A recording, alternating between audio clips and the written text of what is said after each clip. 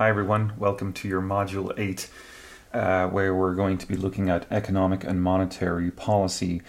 Really, this is one of the most important modules you're going to look at with me this semester because it's the module really where we encounter some of the most pressing challenges that the European Union has been facing in recent years. It's the context, it's the arena within which the very purpose, the very function of the European Union, and its aspirations, its hopes have been challenged. So, there's a lot to say here. Probably more than I can fit in one class. It's likely that you'll see me kind of try to fit a sort of a theoretical diagnosis of this lecture into a subsequent lecture, maybe to do with enlargement or to do with the Brexit question, which we'll be encountering later in the semester, or perhaps in our conclusion for the class, which will come at the very end of the semester. But I did just sort of want to take time today to go over the kind of nuts and bolts of what a theoretical kind of assessment of this impasse that Europe's encountered with its currency, common currency system. And I want to talk about it in sort of in broad theoretical terms, and I want to sort of go over the timeline with you of what's happened in the history of Europe's monetary integration since its inception. Really, 1979 was the first time we saw the so-called EMS kind of come into existence, but really the euro doesn't come in until a lot later, after Maastricht decides on a time frame and a framework for moving forward with that. And really the project's been sort of crisis-ridden for a long period now of its history. There's about 10 years where the euro kind of ticked along without too much trouble. But as soon as the 2008 financial crisis hit in America, the contradictions, as it were, of what was being attempted in Europe were revealed, and we're going to spend some time talking about that today. So let's just sort of take a step back for a minute first of all and ask ourselves, what does it mean to form a common currency? Why would we want to do that? And I suppose, for some people, money is just a means of exchange, but I think we are due, it's helpful for us if we do ourselves a favor and maybe talk about money in a broader sense than that first. So as human beings, we all live in a market economy. Even if we were living in a communist society, there would still be markets. Markets exist in almost every, context of human life. It simply refers to exchanging goods and services with each other, right? So there's any time where there's more than one person, there's giving and exchanging and receiving goods, you can say there's a market. And of course, that doesn't necessarily mean it's going to be a for-profit market or a capitalist market. There's barter markets. There's communistic markets, planned markets, highly state sort of controlled or even maybe horizontally integrated markets. There's virtual markets. There's cash markets. There's markets for so many things. And fundamentally, what markets do is they exchange and circulate commodities, right? Now, what are commodities? Those are things that are bought and sold, are circulated in other ways, exchanged for something else. Be it even in a gift economy, you have circulation. So money is the way we organize our circulation of commodities in a capitalist society, okay? So money also is a commodity, which is to say that it doesn't exist without us. It's made by us and it's circulated by us. But here's the thing. Money is quite different to the other commodities you'll encounter and find in capitalism. It has unique social functions. And we should talk about those. So the first thing really about money is that it's not real, right? We know it's not real. It's just paper. It's just symbolic. You know, we could be exchanging, seashells. Its value exists only by convention, and money works only because we all go about our daily life agreeing that money means something. So obviously this agreement is not always conscious in our minds, and what that means is, that the daily reality of money is kind of habitual, right? Money's been around since before we were born. We got habituated to its use, and we will go on with our lives making use of it. And maybe you or I individually might not want to use money anymore, but everyone else is kind of going along with it. So money stays real, right? And even if you and I individually don't really want to live that way, unless we want to go off and live on an island somewhere, we're kind of stuck with money. So, people get kind of worked up about money. You'll find some, for example, libertarian commentators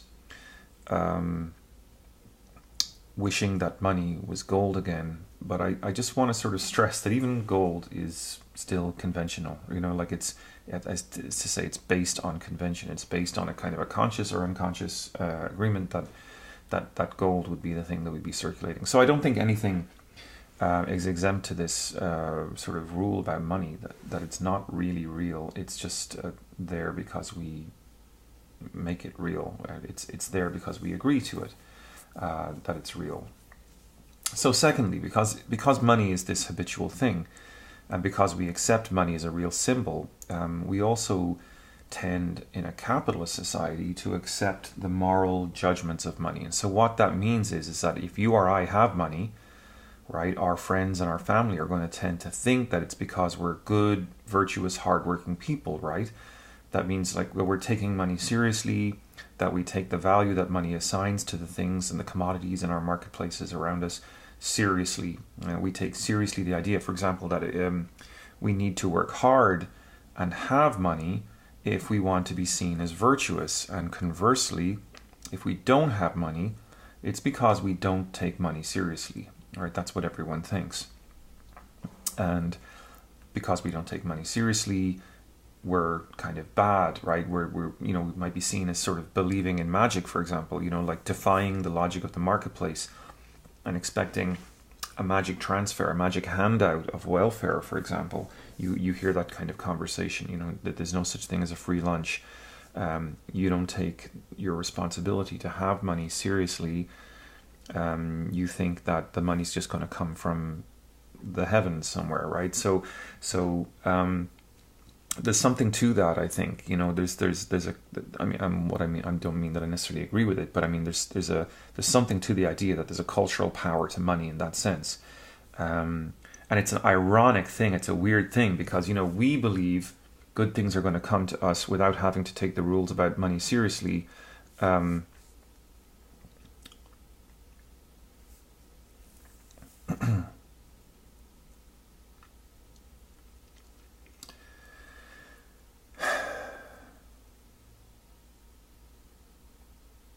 And there's an irony here, right, in a weird way, or at least a contradiction of some sort, because if you think about it, we're the ones telling so-called lazy people that they think they believe in magic, right, that they would expect the money just to fall out of nowhere. But of course, in the same breath, you and I are the ones engaging in a daily ritual that takes money seriously when money is a symbolic agreement and probably can be said only to exist by virtue of the fact that society says it's real. So, who really is the more guilty party here? Who's more guilty of magical thinking than the other? So I suppose the point is then, whether we think money is a good or a bad thing, and there's lots of debates we can have about that. The reality is we live in a society where we do take money seriously, and the logic of money percolates through the world of our politicians and our policymakers. So in our society, which is again a capitalist society, It's the logic of money, as opposed to other logics like the logic of human health or happiness or well-being, that determines how we're going to allocate our resources and how we decide what should be produced and what should be consumed. So yeah, capitalist society gives us a particular kind of relationship to money, and it makes money the dominant logic, and we will make policy in order to allow money and the logic of money's accumulation, the logic of profit, in other words, to dominate how we decide what the laws should be and how we decide where our production and how our production should be allocated. But today, it's also the case that we don't live in any old kind of capitalism. We live in a very particular kind of capitalism, which we can say is a highly financialized kind of capitalism, right? So this is what some people call the neoliberal age, which is a concept that you'll have encountered a couple of times already in your supplemental readings. Yanis Varoufakis is going to talk a lot about it, for example. Stiglitz a little bit. Mark Blythe talks about neoliberalism quite a lot. So what's all that about, right? Well, we've been talking about it in our journals already, and neoliberalism is the ideology or the way of thinking that comes into some sort of influence over our government, not just America but elsewhere, in the 1970s. And this, of course, has been made abundantly clear in the European financial crisis, which shows us in no uncertain terms that the capitalism that we live in today is one governed by neoliberal thinking. And why do I say that? I say that because it's neoliberals' sort of central premise that not just the logic of money should get followed, but that in an age of technological potential for it, and in an age where we have the potential globalized forms of governance, we should create global markets to allow for financial speculation, and so financialization. This is to say that the highly speculative financial instruments that would have allowed for not just Goldman Sachs and the other Wall Street banks to engage in predatory lending in mortgage markets in the United States coming up to 2008, but also for those financial products that they were creating based on those securities, sometimes known as securitized instruments, but that they could have been sold overseas to Scottish pension funds, to Norwegian pension funds. And so when the American banks collapsed in 2008, their inability to further support the instruments that they'd sold to the Scottish banks and to the Norwegian pension funds meant that these faraway entities were exposed to what was going on in the Ohio financial markets, or Ohio mortgage markets specifically.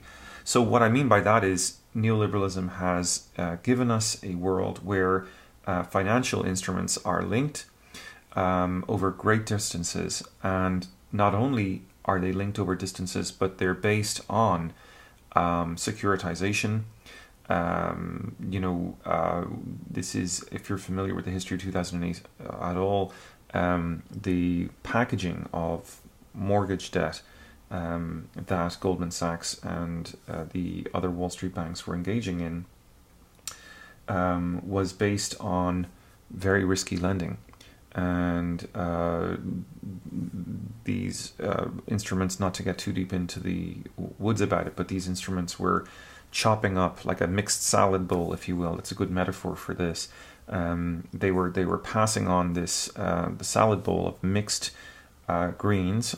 Some of them were from very, very top-notch, high-level, high-grade, highly certified mortgages that were going to be associated with houses and people, owners, who were very likely to pay back their loans.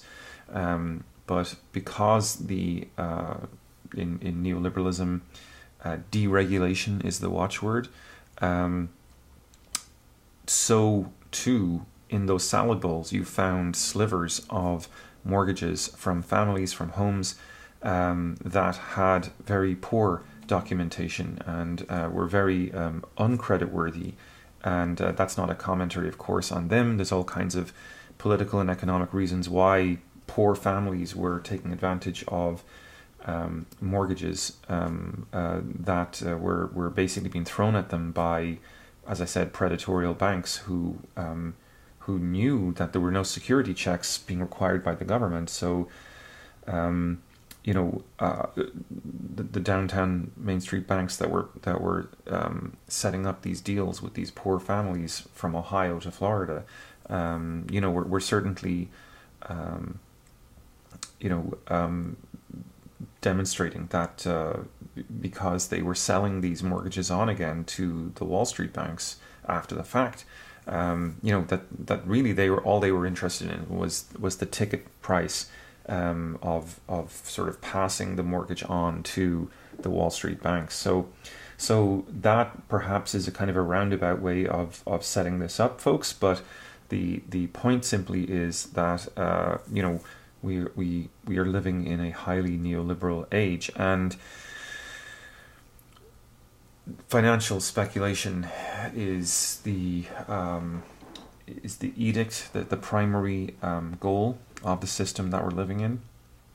And when we think about what's happened in Europe, when we think about the austerity, to use a very important word here, and it's the word that Mark Blythe has been talking about, when we think about what that is, what is it except an economic program designed to reflect not only the nature of the problem that beset the European economy and the American economy in 2008, which is a highly financialized system of making money, a highly speculative system of making money, but also reflects the value system of our politicians today in Europe, as they clearly are attempting to reestablish, to recreate, to restore to health, not a system that has learned its lessons and is sort of trying to get past the need to base profit on financialization, but in fact is trying to inflict this hardship on people through austerity, cutting social welfare services and whatnot, in order to pay off debts that the people didn't necessarily create, but because the major banks collapsed in Europe, in Ireland, for example, in Greece, Spain, Portugal, the government had to step in the name of the people, take those debts, nationalize them, and then implement austerity as a way of thinning out and cutting back government expenditure and diverting the government expenditure to paying back the loans, which again, as I insist, were not created by the people, were created by these speculative banks, just as here in America, except in Europe on a much bigger scale, at least on the peripheral countries. So we have to talk about that. We have to talk about the European periphery. But beyond that, we have to talk about the difference between America and Europe. Why was it that the European countries couldn't do the things that America was able to do to quickly, well, somewhat quickly, recover from the financial crisis? And to do this, we're going to spend some time today, in this hour, trying to flesh out some of the problems with the way the European Union has tried to create a single currency for itself. The context for this is going to be global. It's going to be to do with the history of the global economy just as much as it is to do with the nature and the relationships between the players and the countries themselves. Now, we have, I think, to give some serious reconsideration to the nature of integration theory. we've been talking a lot about integration theory in this class. It's a theory that said one thing, that if you go back to our module where we talked about integration theory, it was all this sort of language about spillover and the idea that, various sectors were going to demand integration and linkage into a common economy, and there was a sort of a sense of all good things going together. And the theory sort of said that this European integration was just going to follow sort of almost like at what we might call a teleological process. What does that mean? That means teleology is a philosophy that theorizes an end to things, right? That means that the euro is kind of an end of the story of European integration. European integration started with one sector, spillover, demand from various sectors for further encompassment within a European economy, and then finally, at the end of the day, through this process of integration, you're going to have something that looks like a United States of Europe with a dollar, right? Except we're going to call it the euro. And so the theory definitely was sort of setting up a kind of a Disney story, right? There's going to be a happy ending to all of this. But post-2008, it's very clear, and I must emphasize, we have a very different world than the theory had set out and thought about. The theory of the euro, the theory of the European currency, that is to say, had not foreseen the possibility of this crisis in any way, shape, or form. So what I want to do in this lecture, I think, is put the euro in this kind of wider historical context. Now, obviously, you, I, we're not going to pretend we're economists here, but we also want to recognize that it's possible that the problem here really isn't to do with economics at all. Rather, it's to do with the politics, precisely, of how the European Union policymakers specifically, and maybe the European people too, came to buy into this idea that there was a theory of economics, namely of liberalism, right? That somehow described the reality, and that we didn't need any other theory. Just one theory would do.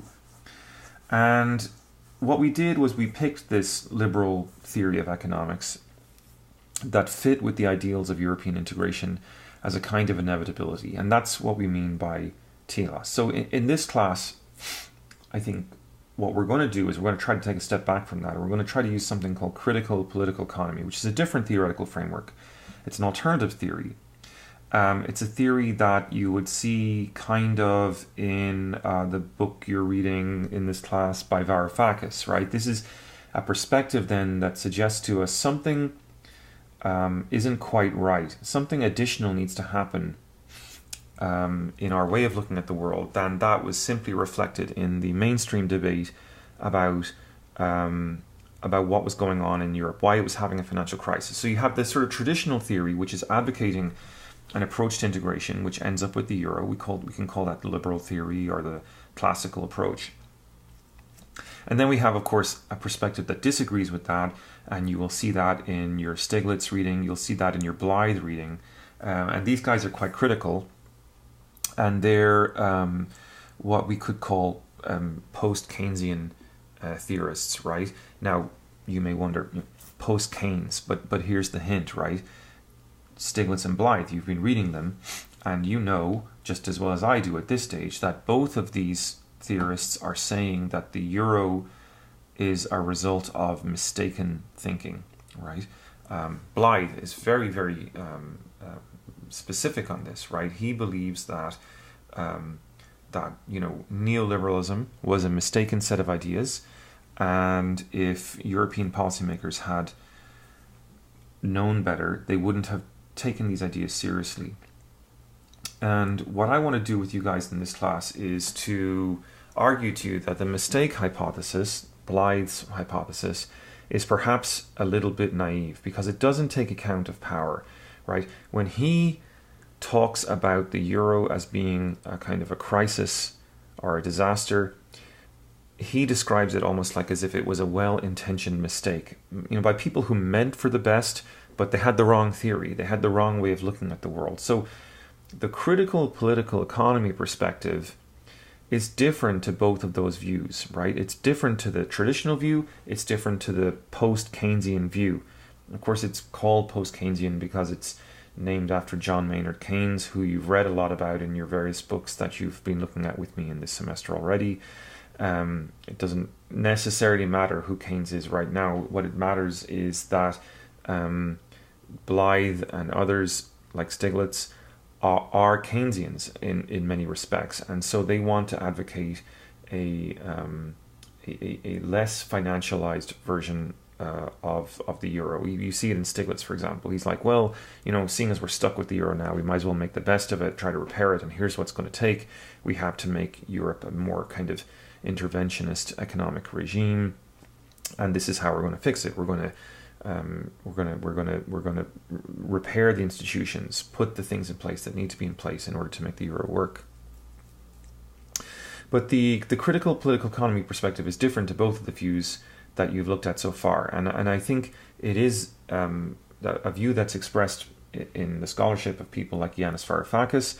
Now, I don't mean to say that the Varoufakis version of events is better or more true, but that it will show us that the mainstream debate between the traditional theorists and the post-Keynesian theorists is really only a narrow part of the problem. So the metaphor here is kind of like a game of chess. You have two opponents trying to figure out the best strategy within the rules of the game.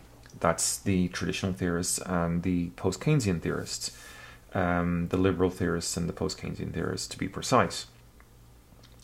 But what these players of the game may have forgotten is that the rules of the game are really only there by social convention.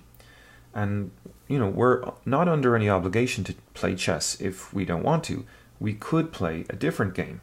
And so what critical political economy wants to do is ask, well, how come we began to think that this game of chess, was our reality? That the game of our day-to-day life was somehow figuring out how to get ahead in this game of chess. How come we forgot that we had a choice whether to play this game or not? So what I think critical political economy does is it tries to say, taking a step back from the game of chess, and suggests that there are people out there who have a vested interest in having us forget that the game that we're playing is in fact a choice that we have made. And we have a list of potential candidates that critical political economy puts forward as to who it is that has these vested interests in having us forget that this game was a choice and taking it for granted that this game actually is our reality. For some, if you're taking the Mark Blythe stance on things, it's he would sort of say that it's the Germans' fault, or the neoliberal, ordoliberal Germans who were a very dominant voice and had a lot of power in setting the rhetorical agenda in terms of how we dealt with the European financial crisis. Some Marxists, on the other hand, would say, well, there's a transnational capitalist class and they have a huge amount of power, and we would want to sort of fit them into the narrative as being served, as having interests that were served by repairing the euro this way, this flawed entity, that sort of keeps this speculative financialization going. But I think maybe a different point of view would be the critical political economy perspective that allows us to kind of step back and look at structural realities that emerged out of specific historical contexts, and instead of appealing to abstract notions of whose fault it is, tries to identify for example, that the German role that Mark Blythe is critical of was itself born in the need for a specifically European response to ongoing developments in the world of political economy. And if you are familiar with this, I'm going to go into a lot more detail about this in just a second, but the point I'm trying to get around to is that this was the time where the world economy got really reconfigured. by the collapse of what we knew as a sort of a set of institutions, globally configured, that went by the name of the Bretton Woods system. And these were institutions that had been heavily supported by the United States government since World War II. And these institutions are no longer able to be supported by the United States government at a certain point in time in the 1970s. So, as I said, we're going to talk a lot about this in the coming slides, okay? But let me just be clear before I leave this slide what my argument is, what my hunch is. And my hunch is that there's a really important question, actually, that's being asked here by critical political economy. And I think it goes something like this, right? Let me try to set it out for you. Many Americans think of Europeans as somehow naturally more socialist or in favor of what is sometimes called a social market, right? Many Americans have that view of Europeans as being in favor of the social market. And to be fair, there is some truth to this. In the first 30 years after World War II, for example, Europe did achieve growth, rapid growth, in fact, and it did that with social security and generous entitlements. Mainstream European economies, Germany, the Scandinavian countries, France, all really, sort of had their cake and ate it too. They did very well economically. They had this magnificent growth, and the question is, I suppose, why the economy was linked to social development, right? Why was so much of the wealth that was generated in European growth recycled back into social services? Well, we've answered this question before, but just in case you've forgotten from previous classes, after World War II, many of the European countries were on the verge of becoming communist. And this post-war growth, in combination with high degrees of the social spending and the entitlement spending, welfare, if you will, was arguably essential in preventing these populations of Europeans who were suffering tremendous economic hardship right after World War II. Their economies were destroyed. They were kind of demanding some kind of social intervention from the governments to make things better. And arguably without a sort of a moderated capitalism or a socialized capitalism, which is what the European countries developed and had, capitalism would have vanished from Europe. So this is essential to understanding the Europe that comes out of the 30 years of post-war history. But, and here's the point, right?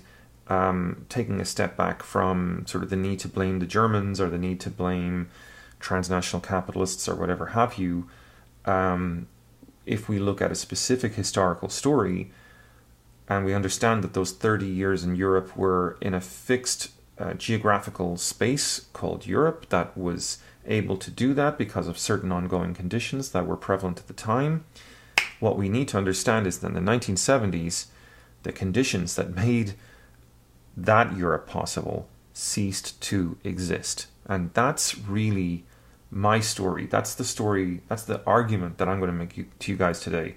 That in order to understand the European financial crisis today, we have to understand Europe structurally was put in a bind by global capitalism, which forced a shift from having this type of socialized economy into having a very different type of economy. So let me try to make that argument to you in the coming couple of slides, and I'm going to try to see you why the combination could no longer hold, why the two things could no longer be true. European capitalism and European social providential or socially providential spending couldn't stay on the same page. One of them had to go. Yeah. So let's talk about the history of monetary and financial developments in Europe. Now, the first thing we really need to sort of understand, because this is a story about currency and this is a story about monetary supply, the first story we need to understand is how monetary integration works. And we have a history of this to go on, right? We can talk about the British gold standard, for example. Now, this was put into operation by the United Kingdom in 1844 by an Act of Parliament. And simultaneously with a very sort of significant spike in the supply of gold in the world markets caused by the American gold rush in the 1840s, what it meant was that gold could now be bought or sold in unlimited quantities at a fixed price through paper currency anywhere in the world. So why were the British interested in doing that? Why were the British interested in having paper money that was, as they would say, as good as gold? Well, because historically, even though gold was ubiquitous, in the aftermath of the American gold rush, it was sort of a significant injection of gold into the world market. Gold is the metal that human beings have for thousands of years seen as very stable in value, right? So there's a convention around gold. It's a scarce enough metal that it doesn't sort of, it's not, you can't just pick it up on the beach. But it has a sort of a sentimental or cultural association with it that maintains its value. So if government, the British government specifically, commits to fix the value of paper money to gold, i.e., as I said, make the currency as good as gold, then the gold standard can function in a very interesting way. It can function to stabilize currency fluctuations and allow merchants to carry paper money in their wallets instead of carrying gold. That'll allow them to confidently make long-term decisions using this very portable currency and not have to worry about the risk, right? So basically, it allows for paper money to be reliable, and through that, it makes the results of trade more predictable. It makes trade easier.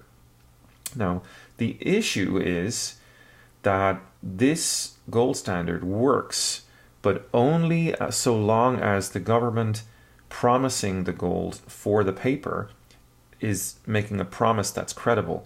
So it only works for powerful countries, and that means that you have to have a lot of surplus gold. If you don't have the gold, then you may find that investors may not want to hold your currency. If you do have the gold, then many people will want to hold your currency. After all, it's paper, it's highly portable, and it's very predictable in its value. So anyway, Britain, the British Empire, is very successful as a player with the gold standard in the 19th century, and was kind of the dominant currency of the 19th century, really. And it was, other countries would have joined in on and off through the 19th century. And so long as they kept their promise and kept their currency linked to gold at this fixed price, things went fine. So as you know from your history, the British Empire comes to an end towards the end of the 19th century. And, it had been running a trade surplus because it was a very dominant economy. It would have been importing, or accumulating, rather, is a better way to put it, a lot of surplus gold. Because it was running a trade surplus, right? It was the country that was making a lot of advanced goods and services, producing a lot of advanced goods and services, and sending those out to the rest of the world. Britain had the corner, if you will, on the production of up-the-scale, value-added productivity commodities, right? Refined things. Britain was inventing manufacturing faster than anyone else, so cotton, textiles, you name it. And all of that meant gold flooding into the British banks. Now, on the strength of that, in order to keep prices level, because Britain has promised to provide gold to for cash at a fixed price. Britain can afford to print a lot of cash, right? And its promise to support that cash with gold is very viable. So it means that the British pound can be in generous and abundant supply, and that means that there's, and I'm putting it in very simple terms here, but that means that there's access to the British pound, and interest in having access to the British pound, this very reliable paper money, all around the world. So the British pound becomes a mechanism to supply credit to people through banks, through other financial institutions all around the world, and it boosts global economic growth. So the British Empire, through the gold standard, can flood global markets with British money, and it's circulated globally. It's a credible supply of credit. It's a reliable supply of credit into the global marketplace, the global manufacturing base, and it generates growth and global growth. And this is good for jobs. It's good for economic prosperity. You name it, right? But the British Empire ends, and the credibility of the pound falls, and so everyone sort of disinvests from the British pound, and this process of losing confidence in the British pound is really kind of manifest then by the end of World War I, where you start to see tremendous volatility in the now what would be now free floating exchange rates. And of course, you have the Great Depression of 1929, which really sort of stabs a knife in the heart of this pre-World War I trading system, the gold standard. So the hope after, you have your 1930s, you have a lot of economic turbulence, what are known as beggar thy neighbor politics. We can go into that another time. But the hope after World War II is to rebuild something of the prosperity of the age of the gold standard. So after World War II, there was this major effort by the international powers to try to build some kind of replacement for the currency system, for the gold standard, to get back to that stability of trade. And they called this system the Bretton Woods system because it was signed by the major economic powers in a place in New Hampshire in America called Bretton Woods. Now, the difference between the Bretton Woods system and the gold standard would be that instead of having every currency linked to gold, this time only one currency would be linked to gold, and that was the US dollar. Now, the dominant economic thinking of this time, which is going to take us into the 30 years after World War II, is going to be called Fordism. Now, you could also call it, if you want, Keynesianism, right? K-E-Y-N-E-S, Keynes, named after John Maynard Keynes, who was one of the main thinkers and economists at the Bretton Woods Conference. And the idea here is that the nation states are going to have a lot of economic autonomy within this Bretton Woods mechanism. And that means that they're going to be able to borrow if they want. They're going to be able to spend their borrowings or their earnings, if that's their preference, on generating employment, right? So we've had a terrible crisis in World War II, and a lot of the nation states are really anxious and eager to generate economic growth, especially those that were really damaged in World War II. Their manufacturing was damaged. Japan and Germany really wanted to try to catch up with the American economy, for example. The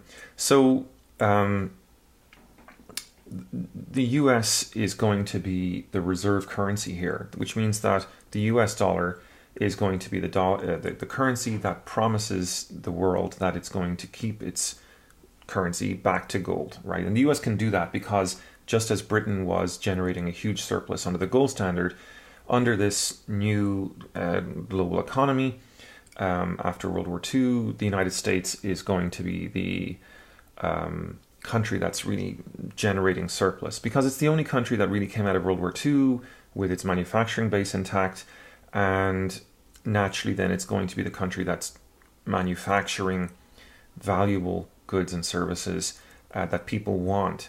And so there's going to be a flow of cash into the US. There are going to be surplus profits in the US, and having the dollar backed with gold is something the US can afford, and it's going to be very calming, like oil on troubled waters, you know.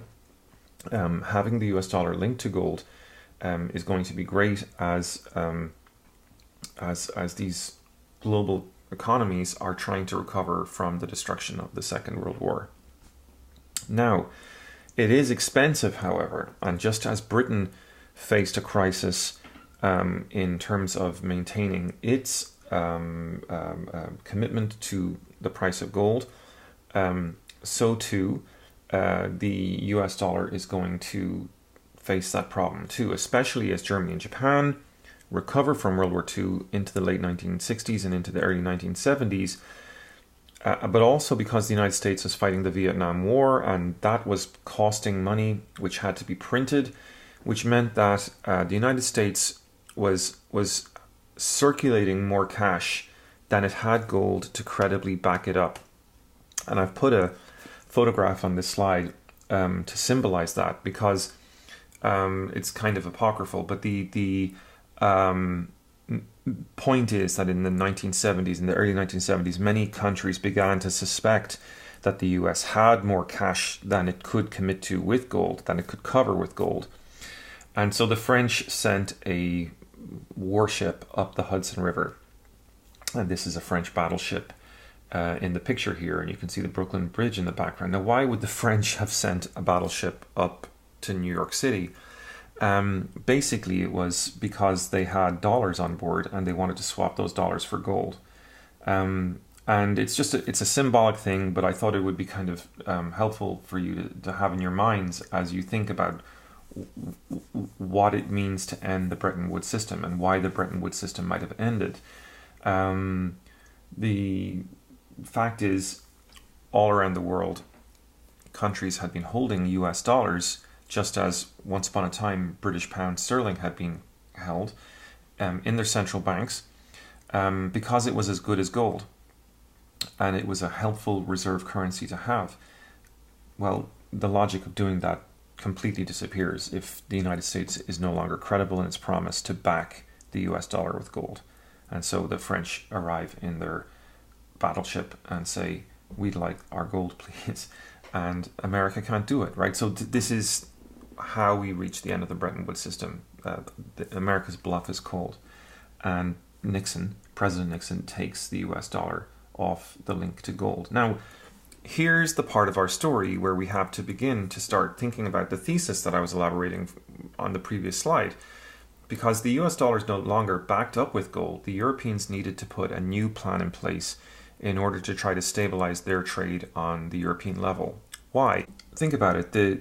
You have a situation in Europe at the time where you have, say, for example, German auto manufacturers, car manufacturers, motorcycle, truck manufacturers, and they want to have a single market in Europe, much the same way America has here, right? So the idea would be, just as happens in America, that you can locate your manufacturing where the labor is cheapest. And for German car makers, the labor is going to be cheapest in places like Spain, right?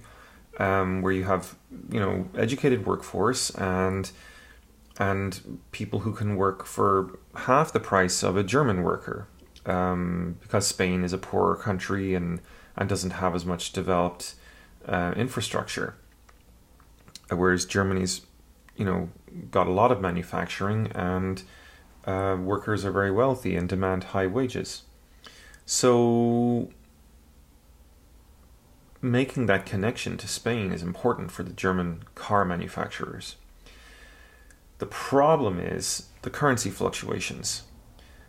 If you can't predict with any certainty the difference between the Deutschmark and the Spanish peseta, you're going to have difficulty making the economics of locating your factories in Spain make sense, right? So the Europeans are going to need a better solution. They're going to need a local solution. And to do that, they created a voluntary system called the snake.